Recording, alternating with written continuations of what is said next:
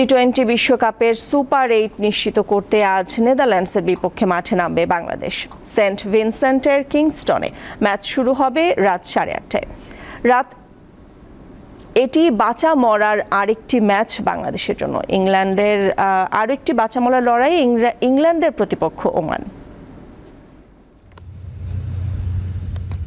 D গ্রুপে 5 দলের মধ্যে এখনো 2 নম্বরে আছে বাংলাদেশ, তবে ঘাড়ে নিঃশ্বাস ফেলছে নেদারল্যান্ডস। শ্রীলঙ্কা ও ডাচদের ম্যাচের ফলাফল কি হয় তা এখনই বলা যাচ্ছে না, তাই সুপার 8-এ টিকিট কাটতে হলে নেদারল্যান্ডসকে অবশ্যই হারাতে হবে টাইগারদের।